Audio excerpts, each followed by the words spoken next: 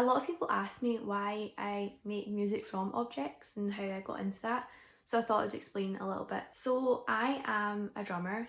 I started playing drums when I was 9 years old, but obviously didn't have a drum kit yet. It's quite an expensive thing to buy, so I'd been starting to save up my money so I could get my own. Until then, I had been practicing my drum rudiments and stuff on like objects around the house, and one of the things I would do was take a chair and like play it like this, and the bottom bit of the chair was like my snare, and the back of the chair was my hi-hat, and that's how I'd do it.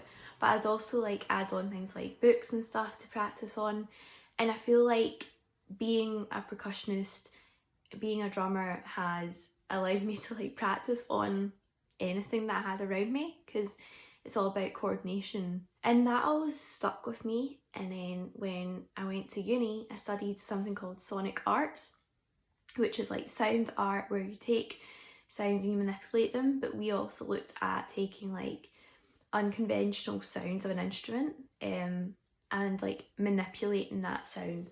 The nearest thing I have to me is a cymbal right now, but yeah, like taking like sounds like that of instruments, like unconventional sounds, and like manipulating them. I really enjoyed that, but I also like really like to create groovy sort of music, so I kind of mishmashed that both together, and that's when I started like looking at the world around me. And then I really took that from like an accessibility point of view and looked at all the things that I had around me and utilising them and seeing what I could do with them. Instruments are really expensive, so actually using like things I already had was a really fun way of creating a whole sound world that was like unique to me and like my identity and my home, stuff which was really nice.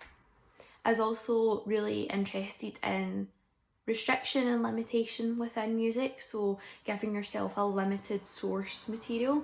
So for me, taking singular objects was a really fun way of doing that.